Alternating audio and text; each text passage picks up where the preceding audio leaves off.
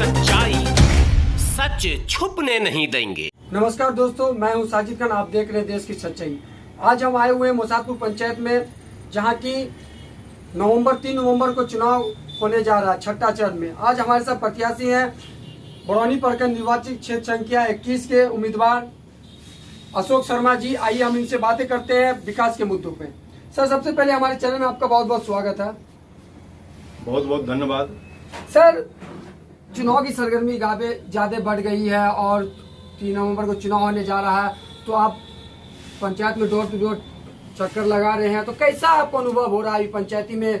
कैसा जनता का अभी माहौल चल रहा है चुनाव को लेकर? सबसे पहले तो मैं आपका आभार व्यक्त करता हूँ, आपके चैनल को आभार व्यक्त करता हूँ जो आपने हमको इस तरह का मौका दिया बोलने का। एक तरह से अभी जो पंचायती चुनाव जो पंचायत का हो रहा है, जितने भी हमारे 1 से लेकर के 14 तक 9 वार्ड हैं, 9 वार्ड में लगभग हमको जानने पहचानने वाले बहुत सारे लोग हैं। पूर्व में भी हमने अपने समाज सेवा के तहत, अपने संगठन के तहत बहुत सारे लोगों का हमने बहुत सारा काम किया है। इसीलिए हमने सोचा जो पंचायत में अपना मुखिया पद का उम्मीदवारी घोषित करूँ। सर, आपने इससे पहले भी चुनाव लड़े या फिर ये आपका फर्स्ट बार चुनावी मुद्दा है? फर्स्ट बार मैं वार्ड सदस्य लड़ा था 2001 में, पहला चुनाव। उस समय हम जीते नहीं थे और अब करीब 20 वर्ष के बाद ये 5वां चरण में हमने अपना उम्मीदवारी घोषित किया था। जनता इस बार क्या बदलाव लाना चाह रही है? नई कैंडिडेट, नया चेहरा भी लाना चाह रही है?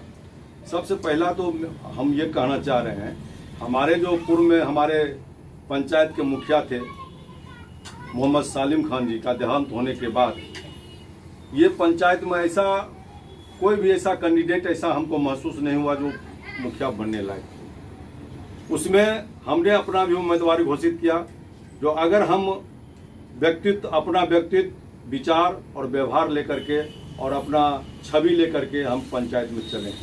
सर, पंचायत का आप दौरा लगातार कर रहे हैं। पंचायत में काफी सरकार की योजना है, जैसे नल जल योजना सरकार की सबसे बड़ी योजना है, लेकिन अब तक देखा जाए मैं हर पंचायत का रिकॉर्डिंग कर रहा हूँ, चर्चा कर रहा हूँ, लेकिन नल अब तक नहीं पहुँच पाई है। क्या आपको जनता जनार्दन आपको अगर मुखिया प्रत्याशी बनाती है तो आप जल नल योजना पे क्या आपका विकास मुद्दा है? सबसे पहले बात यह है, मेरा मानना ये नल जल योजना जो है सरकार की योजना, सरकार की योजना कहाँ तक धरातल पर उतरी है ये सारे आदमी जान रहे हैं और आप भी खुद जान रहे हैं। ये जितने भी योजनाएं चल रही है सही रूप से धरातल पर नहीं आ रहा है। कहीं न कहीं या तो सरकार की कमी है या तो यहाँ के जो नेता बने हैं, जो मुखिया पूर्व बने हैं या जो भी बने हैं, कहीं न कहीं कमी महसूस हमको। सर, ज्यादातर देखा जाता है कि पंचायतों में इंदिरा आवास को लेकर काफी हंगामा जनता बना रहता है। कहने को मिलता है कि उसमें घुसखोरी घुसखोरी देने के बाद हमको इंदिरा आवास मिलता है, जो घुसखोरी नहीं दे पाते उनको इंदिरा आवास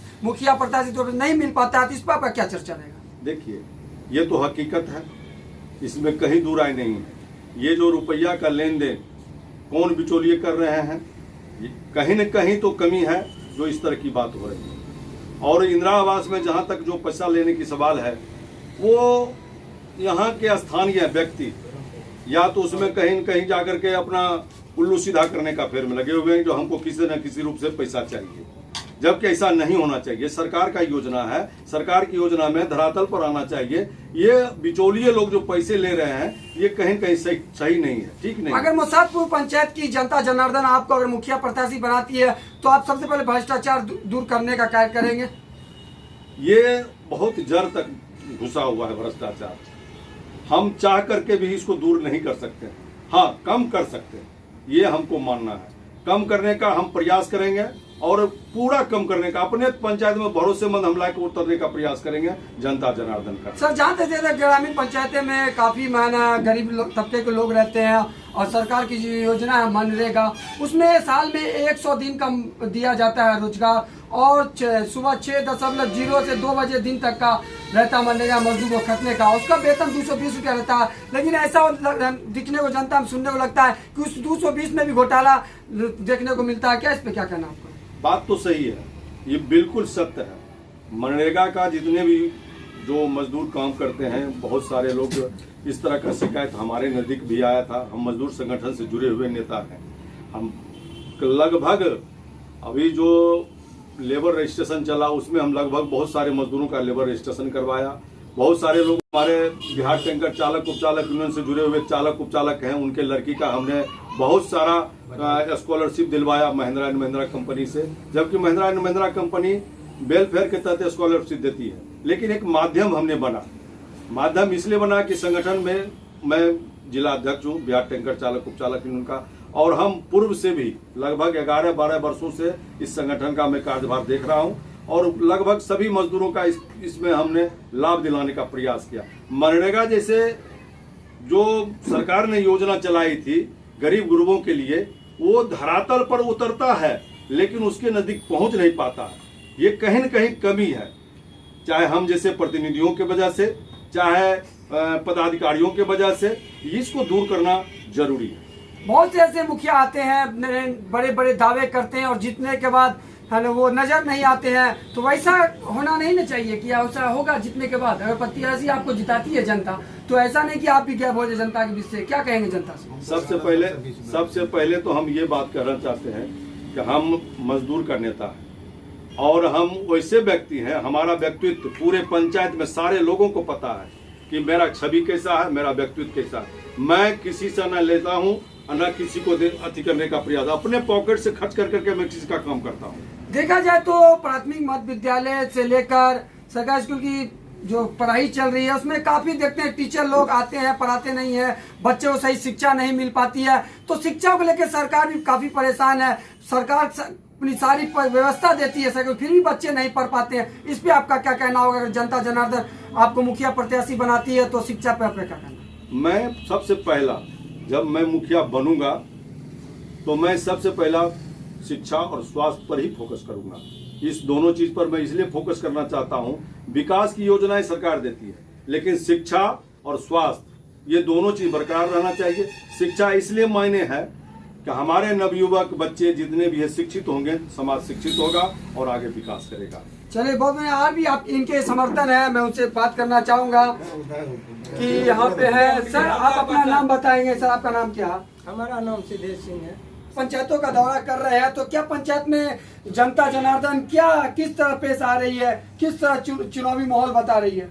चुनाव तो माहौल बता रहा है कि इनको हम वोट देंगे, ये बढ़िया छवि के हैं, इनको बनाएंगे, इसलिए ये बढ़िया काम करेंगे और ये जनता से जुड़े हुए हैं। चलिए बहुत बढ़िया। देख रहे थे ये इनके बारे में पता चला है कि ये टैंकर स्टेशन चालक उपचालक के जिला अध्यक्ष भी है और काफी ड्राइवर खलासी यहाँ इंडस्ट्रीज बेल्ट है, Barauni refinery Indian oil corporation limited बड़ी कंपनी है।